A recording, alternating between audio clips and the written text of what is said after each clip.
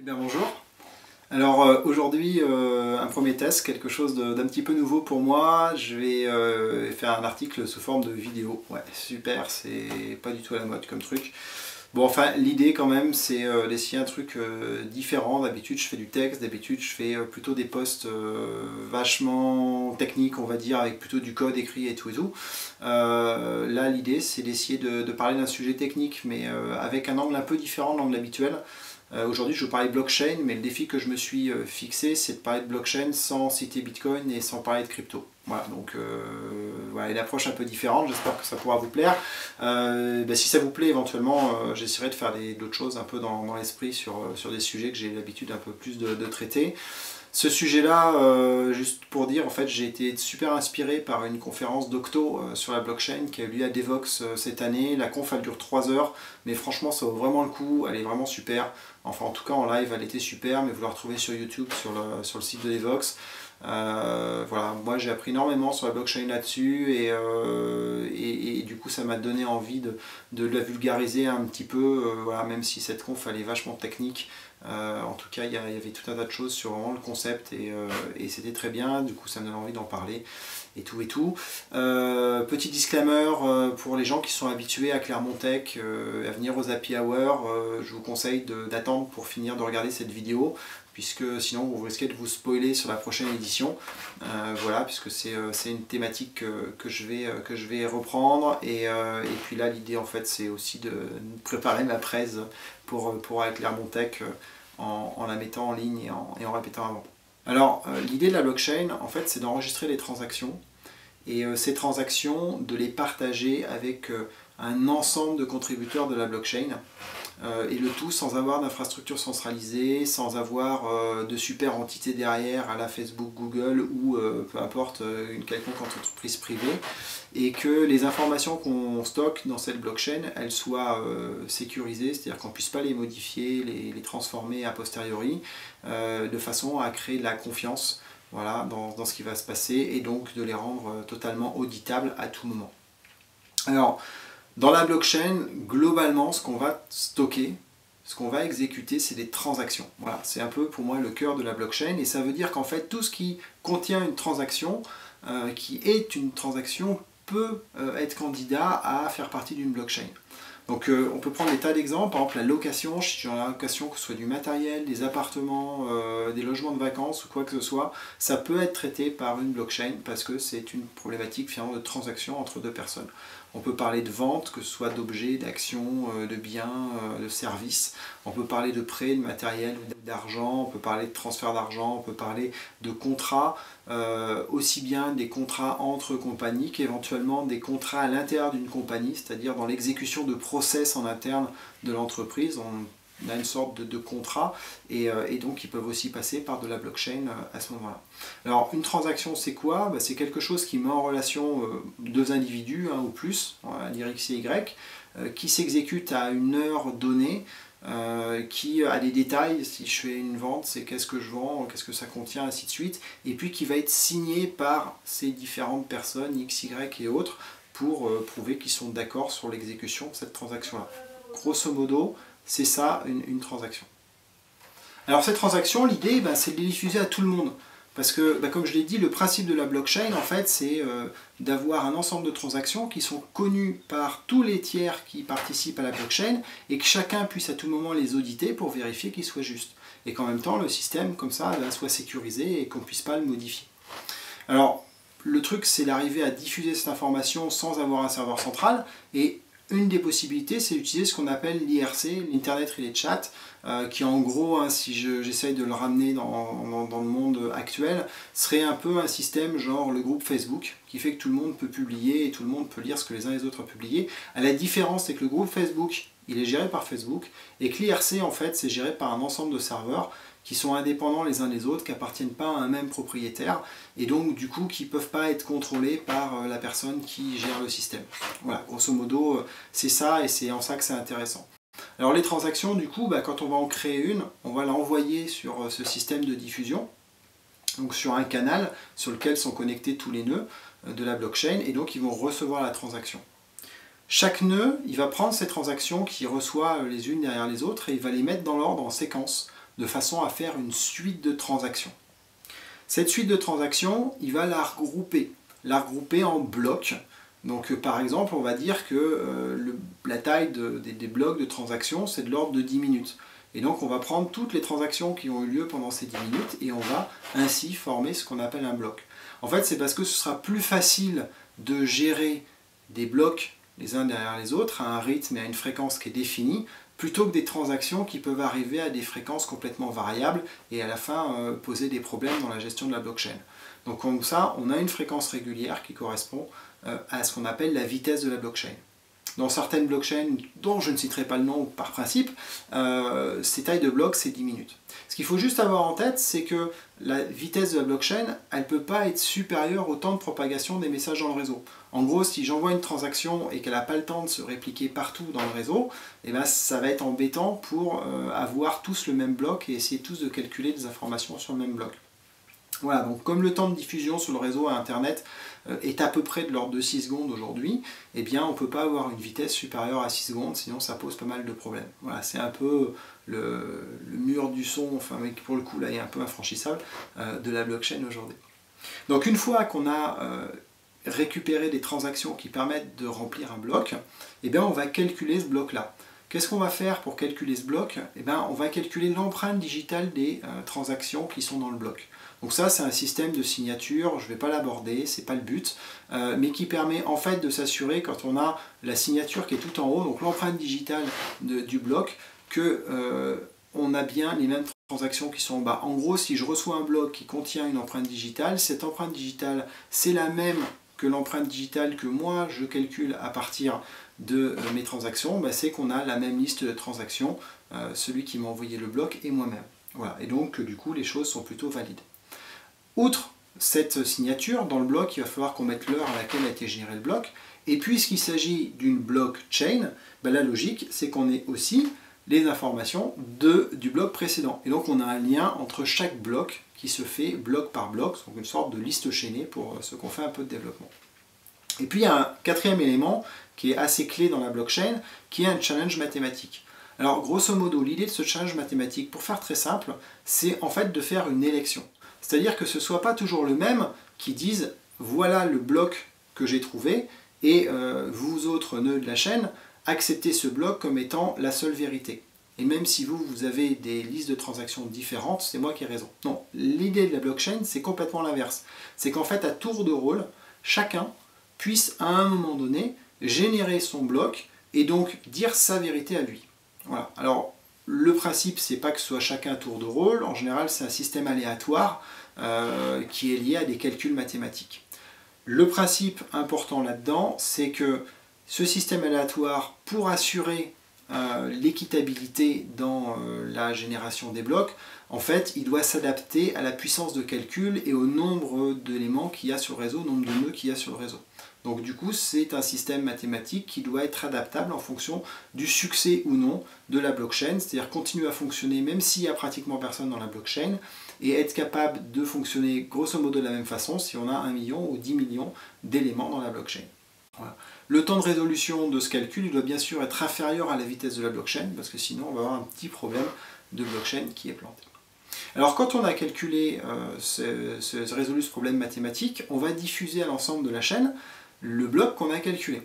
Et donc chacun des nœuds de la chaîne va prendre ce bloc-là qu'il va recevoir et va le vérifier. C'est-à-dire il va vérifier si les signatures correspondent.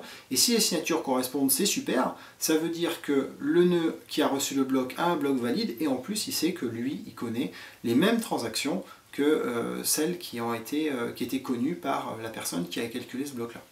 Mais il peut arriver des fois qu'on se retrouve avec plusieurs blocs qui soient candidats. Déjà parce que potentiellement le défi mathématique il peut avoir plusieurs réponses qui amènent au résultat et donc on peut recevoir plusieurs blocs candidats. Ça c'est le premier truc. Puis le deuxième truc c'est peut-être que la liste des transactions tout le monde n'a pas la même. Et donc à partir de ce moment-là, eh ben, il est possible que l'on ait plusieurs blocs qui arrivent avec des signatures différentes. Et là le souci c'est qu'on ne sait pas si nous on ne connaît pas toutes les transactions par exemple, ou éventuellement qu'on en a reçu des erronés, ou si c'est celui qui était en face, qui lui n'avait pas toutes les transactions, ou en avait en plus, ou à la limite a injecté une fausse transaction. À ce moment-là de l'histoire, on n'est pas vraiment capable de savoir si ce bloc il est valide ou par rapport à un autre. Donc en fait, ce qu'on va faire dans le système, c'est qu'on va stocker les différents blocs qu'on va recevoir et on va pour l'instant les considérer comme étant tous valides. En fait, on va créer des branches. Et ça, c'est un point qui est relativement important, on va voir pourquoi.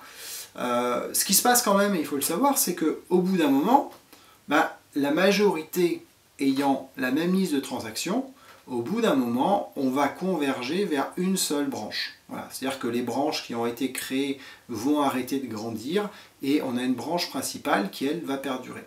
Donc dans la blockchain, on va dire qu'à partir d'un certain nombre de blocs consécutifs dans une même chaîne, eh bien, c'est qu'on est dans la bonne chaîne et que les autres sont des chaînes qui étaient en erreur.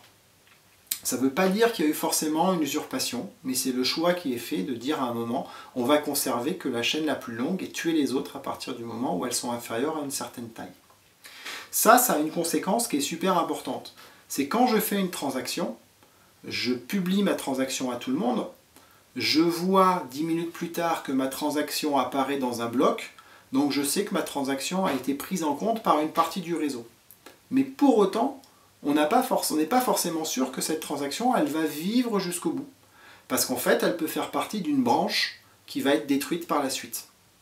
Donc il faut bien faire attention, une transaction en fait n'est valide dans la blockchain qu'à partir du moment où elle est dans la branche principale. Et ça peut demander des fois 1 heure d'attente pour être sûr de ça.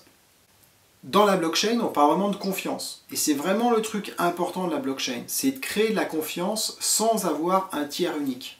Quand on achète un produit d'une marque, on a confiance parce qu'il y a cette marque derrière. Alors, ça peut être une confiance, ça peut être une défiance. Aujourd'hui, la blockchain, c'est plutôt parce qu'on a une certaine défiance envers les systèmes. Mais globalement, les marques, elles créent la confiance. Et l'idée de la blockchain, en fait, c'est d'arriver à créer de la confiance, mais sans la marque. Créer de la confiance de 2 façons, par de la technologie, mais ça, c'est très difficile à expliquer aux gens, et puis voilà, enfin dire à quelqu'un des super principes cryptographiques hyper compliqués, vous devez avoir confiance, si vous ne maîtrisez pas ces principes-là, ça ne va pas être clair, quoi. Donc l'idée, c'est de faire la confiance par ça, mais surtout par la transparence, c'est-à-dire de dire, vous avez un doute sur le contenu de la blockchain, c'est pas compliqué, vous pouvez accéder à toutes les données, elles sont en clair à l'intérieur, vous pouvez toutes les vérifier. Et si vous avez un doute, voilà, faites-le. Donc ça, c'est un concept relativement intéressant, même si ça reste un peu technique hein, d'aller scruter la blockchain, mais c'est un peu comme de la compta. Je peux vous dire, voilà, j'ai confiance dans les finances publiques parce que tous les comptes et toutes les dépenses, c'est complètement public et on peut tout vérifier. Il vaut mieux être comptable pour arriver à le faire. Mais n'empêche que voilà, tout le monde a la possibilité de le faire. On a peut-être un copain comptable qui peut nous aider, ainsi de suite. Donc sur la blockchain, c'est le même principe. On a peut-être un copain qui sait bricoler de la data et qui est capable d'aller regarder avec vous. Alors, cette confiance-là, elle est liée par la transparence. Ses limites, potentiellement, c'est que, en fait, ça va marcher tant que la puissance de calcul, ou en tout cas, on va dire le droit de vote, entre guillemets, n'est pas détenu par plus de 50 par une personne à plus de 50%. Parce que si quelqu'un a plus de 50% de la puissance de calcul ou du droit de vote, en fait, finalement, globalement, c'est tout le temps lui qui crée les blocs. Donc, s'il a envie de mettre des fausses transactions à l'intérieur, ben, il peut le faire et il y a de grandes chances que ça marche. Donc, le principe de la blockchain, c'est qu'il faut être plus de 2, parce que sinon, la confiance sera difficile. Mais dès qu'on est 3, par exemple, 33% chacun, ben, grosso modo, comme ça, on va créer de la confiance. Puis si on est 10 000 ou 100 000, eh ben, c'est encore mieux, parce que là, chacun a vraiment un pouvoir très très limité sur cette blockchain-là. Voilà. Donc l'idée pour ça, dans la blockchain, c'est de dire que le calcul, cette histoire de validation de blocs et d'élections, pour qu'on ait confiance, en fait, il faut qu'elle soit réalisée par tout le monde. C'est-à-dire que moi, utilisateur de la blockchain, qui envoie des transactions dans la blockchain, je suis aussi un des membres qui va faire la validation des blocs. Donc, du coup, étant contributeur de ce système, j'ai confiance en moi-même. Normalement, je ne vais pas faire n'importe quoi. Et si chacun fait de cette façon-là, ben, grosso modo, ça va bien passer et on sera tranquille. Donc, au final, et c'est donc cette idée de confiance, elle est aussi dans le fait qu'il n'y a pas d'infrastructure qui soit centralisée et qui soit détenue par quelqu'un en particulier, et donc de ce fait, il n'y a personne qui contrôle la blockchain. Alors ça c'est vrai, pas dans toutes les blockchains, parce qu'on peut très bien imaginer les blockchains en B2B, entre plusieurs entreprises, où là l'infrastructure elle est clairement propriétaire de ces différentes entreprises. Mais ce qui est intéressant, c'est que comme on va avoir par exemple plus de 3 tiers dans cette blockchain, et bien en fait, un des éléments de la blockchain, une des entreprises, ne peut pas falsifier la blockchain. Il faudrait au moins qu'elle s'entende avec une ou deux autres entreprises de façon à être majoritaire et à pouvoir modifier la blockchain, ce qui devient assez compliqué. Et donc c'est globalement basé sur ce système-là que se crée la confiance, y compris dans une blockchain qui peut être composée uniquement de 3-4 entreprises qui travaillent autour d'un même sujet. Alors je vous ai dit que chacun contribue à cette blockchain et que chacun faisait du calcul sur cette blockchain pour participer à ces élections et tout ça. Ça veut dire une chose, c'est que ça veut dire que ça coûte de l'énergie. Mais en même temps, c'est ce système-là qui permet de fiabiliser le système. Puisque du coup, on ne va pas travailler uniquement quand on a besoin et quand on fait une transaction, mais on travaille un petit peu tout le temps pour aussi valider les transactions des autres. Donc c'est le cas par exemple dans les crypto-monnaies, où il est tout à fait rentable de travailler uniquement à la validation de la blockchain sans avoir spécialement besoin d'aller faire soi-même des transferts d'argent et ce genre de choses. Alors une autre façon aussi de tirer profit de la blockchain, eh bien, c'est de faire des services autour de la blockchain. Voilà, c'est-à-dire vous pouvez être quelqu'un qui par exemple fait de la conversion entre du vrai argent et de la crypto-monnaie, et dans ce cas-là, vous pouvez aussi tirer parti de la blockchain sans pour autant que vous contrôlez cette blockchain. De la même façon qu'on peut imaginer si on avait une blockchain qui travaillait sur je sais pas, du transport de personnes, en fait on peut exploiter la donnée qui est dans la blockchain, puisqu'elle est complètement publique, pour aller calculer une information X ou Y qui peut apporter de la valeur et qui peut ensuite se monétiser aussi. Voilà. Donc il y a plein de façons en fait de tirer parti de la blockchain, y compris si c'est un système complètement décentralisé. Alors dans quel domaine on peut appliquer la blockchain? Eh bien, en fait, partout où on a besoin de confiance, où il est nécessaire d'avoir une preuve, la blockchain peut trouver un cas d'application intéressant. Si on regarde le domaine du C2C, c'est intéressant parce que dans le domaine du C2C, on a du consumer vers du consumer. Aujourd'hui, en général, ça passe par une entité entreprise qui est entre ces deux consumers. Grâce à la blockchain, on peut faire du C2C en direct. Ne plus avoir besoin de la relation de l'entreprise. En gros, c'est quand on dit Uber, Uber c'est la mise en relation d'un chauffeur avec un passager, donc c'est un particulier, si on prend Uber Pop, avec un particulier qu'on transporte, et ça passe par une entreprise au milieu qui s'appelle Uber.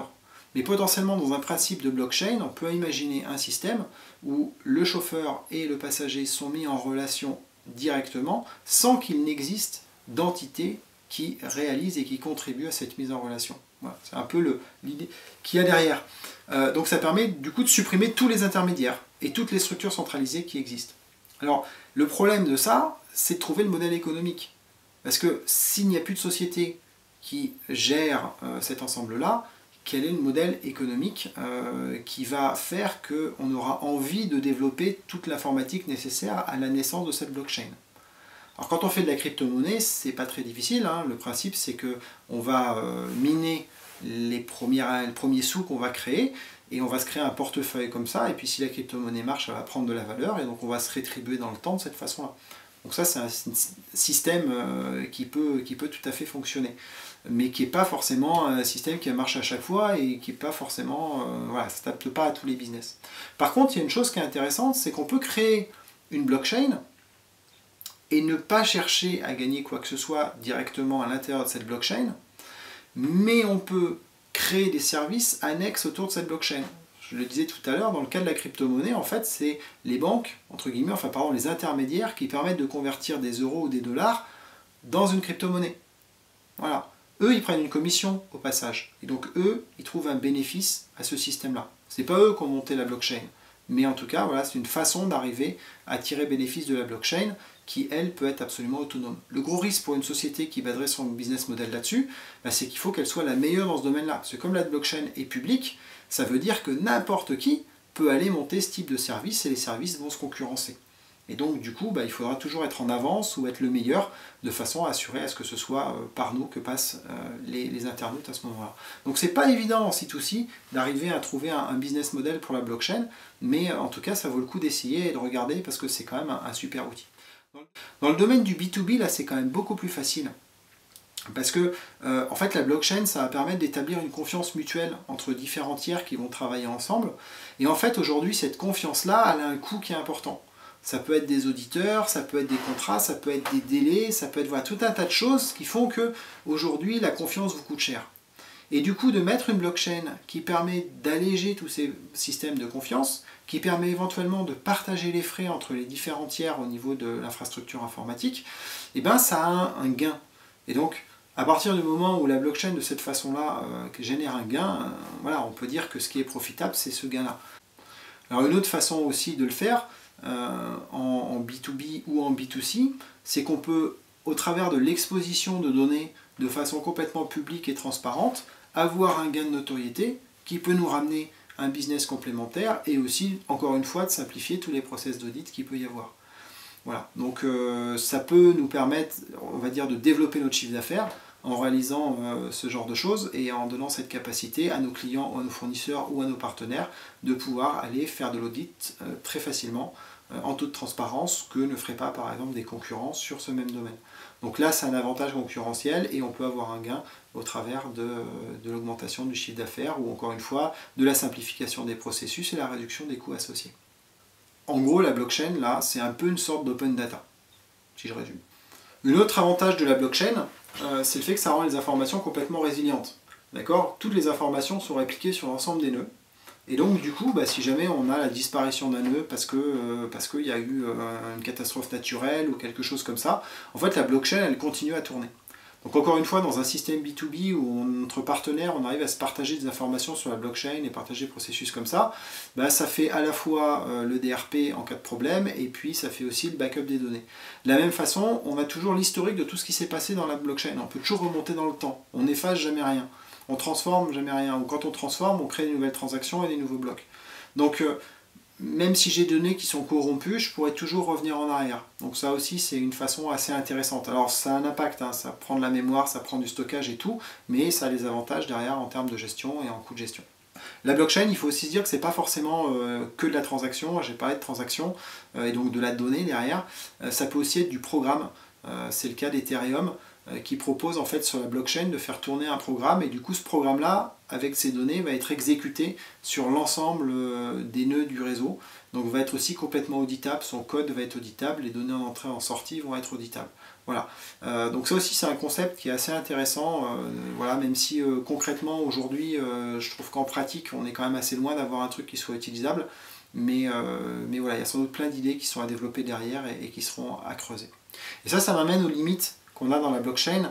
Je l'ai dit, on a répliqué l'information partout, donc du coup ça consomme beaucoup d'espace, ça consomme aussi beaucoup d'énergie. Dans la crypto-monnaie, on parle de puissance qui correspondent à la taille de grandes villes et tout, qui est consommée finalement pour quelque chose qui est assez virtuel. Voilà, donc c'est le petit côté un petit peu négatif de la blockchain. Il y a des solutions en essayant de faire des calculs qui soient non consommateurs et tout, mais ouais, c'est à prendre en compte, hein. C'est pas non plus gratuit comme solution. C'est juste qu'on a réparti les coûts sur des tas et des tas de personnes, mais au final, si on fait le global, c'est quand même important. Voilà. Il faut aussi se dire dans les limites qu'une blockchain, elle peut mourir. Il suffit qu'il n'y ait plus personne pour calculer les blocs, et du coup, elle meurt. C'est-à-dire qu'à un moment, si ces coûts de calcul et de stockage ils deviennent trop importants, et que du coup les gens ils trouvent plus d'intérêt à réaliser cette opération de validation de blocs, et ça s'arrête parce que s'il n'y a plus personne pour valider les blocs, la blockchain elle n'existe plus. Les gens s'en vont et ils suppriment leurs données et la blockchain est détruite. Donc du fait qu'on n'ait pas non plus d'infrastructure centralisée, de personnes qui le gèrent, en fait une blockchain elle peut bondir, on peut passer de 5 à 5 000, à 100 000 ou 1 million d'utilisateurs. Et puis 3 mois plus tard, si les gens ne trouvent pas d'intérêt, on peut retomber à 0 utilisateur. Et dans ce cas, tout l'investissement qui a été fait, toutes les transactions qui étaient dans la blockchain, elles seront perdues. Alors vous pouvez toujours avoir une copie, hein, tant que vous avez votre blockchain, vous êtes membre de la blockchain, et tant que vous avez la blockchain, vous avez la copie de la blockchain, donc ça ne sera jamais vraiment perdu. Mais voilà quoi, tout ce qui a été mis en place peut s'arrêter et ça de façon assez rapide. Aujourd'hui on ne l'a pas vu, mais sans doute ça arrivera, la disparition d'une blockchain et donc la perte de tous les crédits que les gens possédaient dans cette blockchain là. On peut l'imaginer.